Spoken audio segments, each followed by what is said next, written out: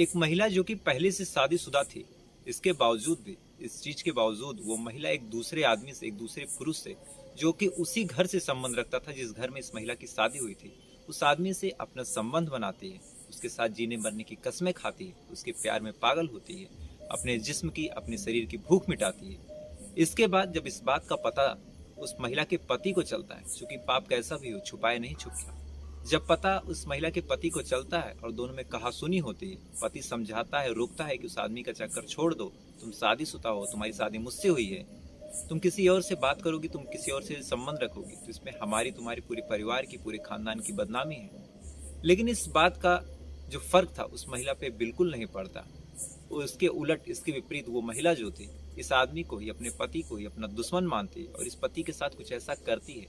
इसके बारे में आगे जब आप सुनेंगे, और जिसने भी सुना, जिसने भी जाना, जिसने भी न्यूज़पेपर में पढ़ा, अखबार में पढ़ा, उसके पैरों तले जमीन खिसक गई, उसके होश फाख्ता हो गए कि एक महिला अपने पति के साथ इस तरह से कैसे कर सकती है। तो आदाब, नमस्कार, जय हिंद, वंदे मातरम। मैं आपका अपना ठाकुर प्रखर सिंह। आज मैं इस कहानी के साथ, डेली में किसी न किसी कहानी के साथ आता हूँ, लेकिन आज मैं जिस कहानी के साथ आया हूँ, इस कहानी को बताने का, इस कहानी को सुनाने का जो कारण है, जो उद्देश्य है, कि मर्डर कई होते हैं, कई कत्ल हो जाते हैं, कोई ऐसा रिश्ता मेरी जानकारी में, इतने सालों से मैं इस चीज़ में जुटा हुआ हूँ, भले ही आज मैं यूट्यूब पे नया हूँ लेकिन इस फील्ड में बड़ा पुराना हूँ, तो कई ऐसे रिश्ते, कई ऐसे नाते शायद ही बचे हों जिसमें कत्ल ना हुआ, जो रिश्ता गंदा ना हुआ, जो रिश्ता कलंकित ना हुआ हो। लेकिन आज की कहानी में इस महिला ने जिस तरीके को अपनाया, और अपनाने के बाद इसके सगे भाई ने भी जो तरीका अपनाया, इस चीज़ की मिसाल बहुत कम देखने को मिलती है। शायद 2-3 दिन पहले मैंने एक दूसरी कहानी सुनाई थी, उसमें भी सेम एग्जाम्पल ऐसा कुछ था। लेकिन इस महिला ने भी जो कुछ किया, और इस महिला का पाप 1-1.5 साल तक छुपा रहा, किसी को पता ना चला, लेकिन जब खुलासा हुआ तो सुनने वाले, जांच करने वाले, चाहे वो फॉरेंसिक एक्सपर्ट रहे हो, चाहे पुलिस वाले रहे हो, सभी के सभी हैरान हुए, सभी के सभी चौंक उठे। तो अब सीधा चलता हूँ आज की इस कहानी के ऊपर। तो इस कहानी की शुरुआत होती है मध्य प्रदेश के रीवा जिले में, एक थाना लगता है मऊगंज। 25 अक्टूबर को, इसी साल 25 अक्टूबर को सुबह सुबह वहां पे एक नर कंकाल मिलता है। कंकाल का सर कटा हुआ था, बाकी बॉडी शायद कई महीनों पुरानी थी या फिर कई सालों पुरानी थी, लिहाजा बॉडी पूरी तरह खराब हो चुकी थी, पूरी तरह डिकम्पोज हो चुकी थी। जो चमड़े थे, जो स्किन थी, वो बॉडी पे चिपक चुकी थी। मेरा पूरा प्रयास रहेगा कि आपको सारी तस्वीरें, सारी इमेज आज आपको दिखाऊं। यूट्यूब की पॉलिसी भले नहीं है, लेकिन मैं आपको दिखाऊंगा, जो होगा देखा जाएगा। तो जब कंकाल मिलता है, आसपास के लोग देखते हैं, तो कंकाल इतना ज्यादा खौफनाक था, इतना ज्यादा बेबस था। पहली बात तो सर गायब था, चमड़े वगैरह पूरे काले पड़ चुके थे, हड्डियों में चिपक चुके थे। इस बात की जानकारी वो पुलिस को करते हैं, पुलिस को फोन करते हैं, और उस समय के जो थाना प्रभारी थे, मऊगंज थाना के जो प्रभारी थे, श्वेता मौर्य, जब उनको फोन जाता है तो भाग के अपनी पूरी टीम लेके इस जगह पे पहुंचती हैं। लाश को देखती हैं तो लाश के जो नजर आ रहा था, जो व्यू था उस लाश का, इतना ज्यादा खौफनाक था कि श्वेता भी एक बार घबरा जाती हैं कि ये, पहली बात तो ये जो मामला है ये मर्डर का है, और ये लाश किसकी है, कहाँ से आई है, तो इतनी पुरानी लाश यहाँ पे कैसे आ गई। ये सवाल बड़ा नया भी था, बड़ा चौंकाने वाला था, क्योंकि अमूमन जो लाश मिलती है या तो एक आध हफ्ते पुरानी हो, या फिर ज्यादा से ज्यादा होंगे तो एक आध महीने पुरानी। लेकिन इस लाश को देख के लग रहा था कि ये लाश शायद सालों पुरानी है, और अचानक से जंगल में कहाँ से आ गई। सर भी गायब था, और अगर सर होता भी तब भी शिनाख्त करने का कोई न जरिया था, न कोई सोर्स था, क्योंकि लाश पूरी तरह खराब हो चुकी थी। लिहाजा जो श्वेता मौर्य हैं, वो इस लाश को पोस्टमार्टम के लिए भेजती हैं, और इस लाश का जो बिस्रा है वहाँ के एक दूसरे हॉस्पिटल में भेजती हैं कि शायद अगर किसी से डीएनए मैच हो जाए, क्योंकि डीएनए के अलावा और कोई शायद तरीका नहीं था उस लाश की पहचान करने का। इसके बाद लाश के पास जो चीजें मिली, चाहे वो सफेद रंग की शर्ट थी, रेड कलर की अंडरवियर थी, रेड कलर की बनियान थी, हाथ में कड़ा था, बाल काले थे, दाढ़ी मूंछ थी, वो मेहंदी कलर से रंगी हुई थी। इन सारी चीजों को एक लिस्ट में सिलसिलेवार तरीके से लिखती हैं, और लिखने के बाद जो भी वहाँ के सम्मानित लोग थे, आसपास के इलाकों के जो प्रधान थे, उनको ये डिटेल फॉरवर्ड करती हैं और कहती हैं कि अपने अपने गांव में आप लोग चेक कीजिए कि अगर ऐसी डिटेल वाला या फिर ऐसी मिलती जुलती शक्ल वाला अगर साल, 1.5 साल, 2 साल में कोई गायब हुआ हो, या फिर इसके बारे में कोई जानकारी मिले तो आप लोग हमें बताइएगा। अब ये मामला जंगल की आग की तरह पूरे इलाके में फैलता है, और फैलने के बाद एक दूसरे गांव में थोड़ी दूर पे ही एक आदमी थाने में फोन करता है और कहता है कि शायद इस आदमी को मैं जानता हूँ। अब पुलिस वाले थोड़ा सा खुश होते हैं कि चलो एक लाश मिली थी, इसका जो पहचान था काफी मुश्किल था, लेकिन शायद शिनाख्त हो चुकी है। इसके बाद उस आदमी को थाने में बुलाया जाता है, उस आदमी की डिटेल ली जाती है जिसके बारे में इसे शक था, और डिटेल के आधार पे जो पहचान मिलती है वो पहचान राम सुशील पाल के रूप में होती है। अब पुलिस वाले इस आदमी से राम सुशील पाल का एड्रेस पूछते हैं, और राम सुशील पाल का एड्रेस लेने के बाद उसके गांव में ये बताने के लिए, इत्तला करने के लिए कि शायद राम सुशील पाल जो गायब है उसकी बॉडी मिली है, और घर वाले आए और बॉडी की कंप्लेन करें, बॉडी लेके जाएं और इसका अंतिम संस्कार करें। लेकिन जैसे ही पुलिस वाले गांव में जाते हैं तो गांव में जो चीज़ उन्हें देखने को मिली और जो बातें वहां से सामने आई, ये बातें भी बड़ी हैरान करने वाली थी। दरअसल जब पुलिस वाले गांव में जाते हैं, उन्हें लगता है कि शायद राम सुशील पाल के जो परिवार वाले हैं बड़े परेशान होंगे, बड़े चिंतित होंगे, और शायद 5-6 बार थाने में FIR कर चुके होंगे राम सुशील के गुमशुदगी की, उसके गायब होने की। लेकिन जब घर पे आते हैं तो घर का जो नज़ारा था वो सबसे अलग था। घर पे जो उसकी वाइफ थी वो भी घर छोड़ के जा चुकी थी, और ना कोई मिसिंग कंप्लेन दर्ज थी, ना ही कोई ऐसी चीज़ दर्ज थी जिससे ये पता चले कि राम सुशील लोग गायब है। ये बात पुलिस वालों को कहीं ना कहीं खटकती है कि एक महिला जिसका पति शायद 1-1.5-2 सालों से गायब है, बॉडी के हिसाब से इसी बात का अंदाजा भी लगाया जा रहा था, वो महिला अपने पति के गायब होने की एक कंप्लेन नहीं दर्ज करवा रही। अब ये बात पुलिस वाले जब सोचते हैं तो उन्हें लगता कि हो न हो शायद इस आदमी के मर्डर में इसकी पत्नी का या फिर इसके परिवार के बाकी जो सदस्य हैं उनका हाथ है। अब पुलिस वाले उसकी पत्नी के बारे में पता करते हैं कि आखिर ये पत्नी इसकी है कौन, कहाँ गई है। तो पता चलता है कि इस आदमी की जो पत्नी है बिटोल पाल उर्फ रंजना पाल है। अब पुलिस वाले जब नाम जान जाते हैं तो फिर एड्रेस निकालने की कवायद शुरू करते हैं। तो पता चलता है कि जो रंजना पाल है इस समय अपने चाचा के मतलब चचेरे देवर के साथ मिर्जापुर गई हुई है। अब पुलिस वालों की एक टीम बिना बताए मिर्जापुर उस एड्रेस पे दबिश देती है और उस रंजना को वहां से उठाती है। अब रंजना जब उठाई जाती है और रंजना से जो सख्ती से पूछताछ की जाती है कि अगर तुम्हारा पति गायब हुआ था तो तुमने कोई कंप्लेन, कोई ऐसा मामला या फिर कोई तहरीर थाने में क्यों नहीं दी कि तुम्हारा पति गायब है। तो कुछ देर तक तो रंजना बरगलाती रही, लेकिन इसके बाद इसने जो बात बताई वास्तव में इतनी ज़्यादा चौंकाने वाली थी, इतनी ज़्यादा हैरान करने वाली थी कि जो श्वेता मौर्य हैं वो भी सुनने के बाद उन्हें इस बात का सदमा लगा कि एक महिला अपने पति के साथ ऐसा कैसे कर सकती है। दरअसल रंजना बताती है कि इसकी जो राम सुशील से शादी हुई थी वो 4 साल पहले हुई थी, 4 से 5 साल पहले। शादी के पहले भी राम सुशील पाल की दूसरी पत्नी थी, उसकी मौत हो चुकी थी, रंजना उसकी दूसरी पत्नी थी। और शादी के कुछ दिन बाद ही जो राम सुशील और रंजना है इन दोनों का झगड़ा शुरू हो जाता है। छोटी छोटी बातों पे विवाद होता, कभी गाली गलौज करता, कभी मारपीट करता। और इसी बीच जो राम सुशील है इसका परिवार वालों से भी संबंध जो था वो खराब होने लगा था, कभी ज़मीनी विवाद को लेके, कभी पैसे प्रॉपर्टी की विवाद को लेके। ये सारी चीज़ें यूं ही चलती रहती हैं और इस बात का जो गुस्सा था राम सुशील हमेशा अपनी पत्नी रंजना पे निकालता था। रंजना आए दिन मार खाती, आए दिन पीटी जाती। और इसी बीच जो उसका चचेरा देवर था जो उसके बगल रह रहा था गुलाब पाल, उस गुलाब पाल से इसकी नज़दीकियाँ होने लगती हैं।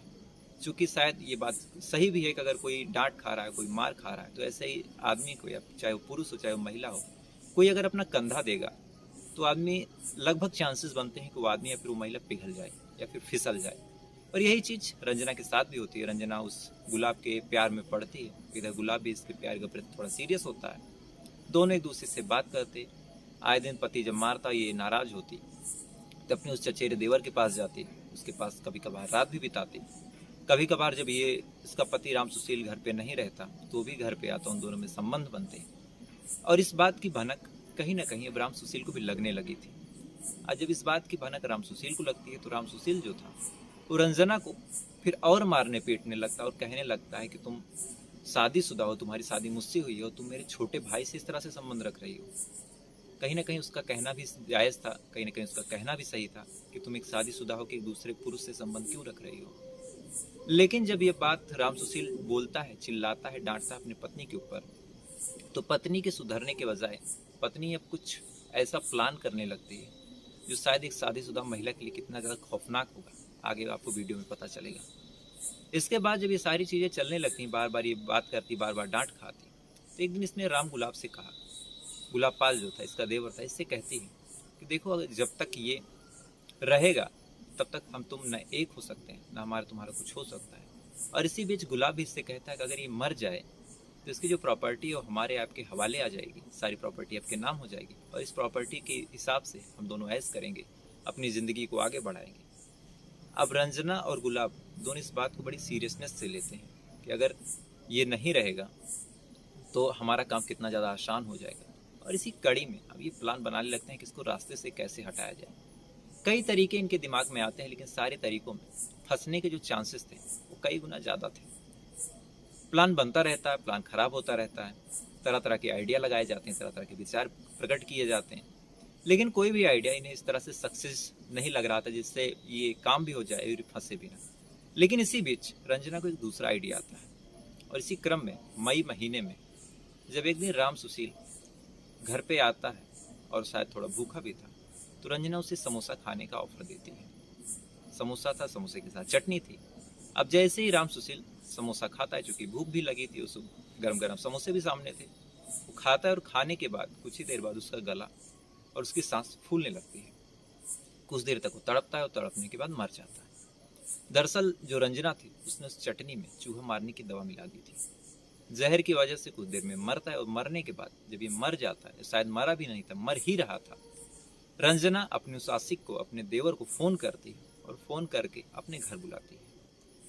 अब जो गुलाब था वो अपने एक दूसरे भाई अंजनी के साथ घर पे आता है और देखता है कि उसका जो बड़ा भाई है वो अभी उसमें थोड़ी सी जान बाकी है, थोड़ा सा तड़प रहा है। शायद जहर ने पूरा काम नहीं किया था, लेकिन ये दोनों ज़्यादा देर इंतजार भी नहीं कर सकते थे। लिहाजा ये तीनों लोग मिल के उस आदमी का, जो शायद जिसमें अभी थोड़ी जान बाकी थी, राम सुशील का गला काट देते हैं, और गला काट के सर को एक दूसरी जगह ठिकाने लगा देते हैं, और बाकी बॉडी को बोरे में रखते हैं और अपने ही चाचा के खेत में ले जाके, जहाँ पे एक भूसे का ढेर रखा हुआ था, एक कमरा बना हुआ था, उसमें भूसा रखा हुआ था, उसी भूसे के ढेर में इस बॉडी को बोरे में बंद करके छुपा देते हैं। बॉडी गायब हो जाती है, सारे खून वगैरह साफ कर दिए जाते हैं, और चूंकि इस घर में रंजना के अलावा बाकी और लोग थे भी नहीं, और जो भी लोग थे वो सारे के सारे शामिल थे, चाहे वो चाचा रहे हो, चाहे चाचे के लड़के रहे हो, तो इस बात का पता भी किसी को नहीं चलता। कुछ दिन तक ये लोग टेंशन में रहते हैं कि शायद अब मामला खुल जाए, अब मामला खुल जाए, लेकिन जब महीनों बीत जाते हैं, मामला नहीं खुलता, तो ये दोनों भी रिलैक्स हो जाते हैं।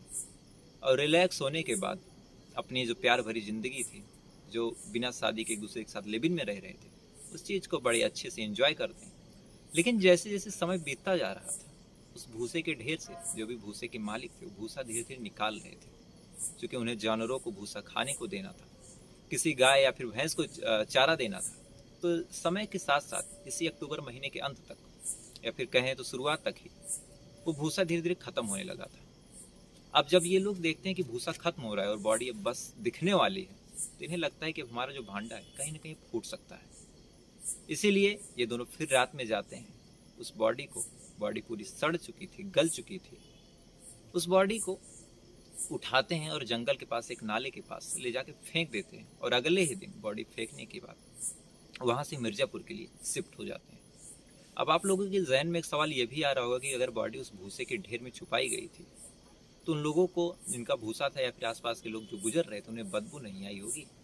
इसका बड़ा सिंपल सा आंसर है कि गांव में ऐसे भूसे के ढेरों में अक्सर जानवर जाके मर जाते हैं, चाहे चूहा हो, चाहे बिल्ली हो, चाहे सांप हो। ऐसी चीज़ें अमूमन मरती हैं, अमूमन वहाँ पे बदबू आती रहती हैं। मैंने भी कई चीज़ें ऐसी देखी हैं कि भूसे के ढेर से कई बार ऐसी बदबू आती है, लेकिन शायद वो चीज़ें अंदर रहती हैं, तो घर जो भूसे के मालिक हैं वो निकाल भी नहीं सकते। बदबू को बर्दाश्त करते हुए वो अपना काम करते रहते हैं, कुछ दिन बाद बदबू भी गायब हो जाती है। और सेम चीज़ शायद इस लाश के साथ भी थी।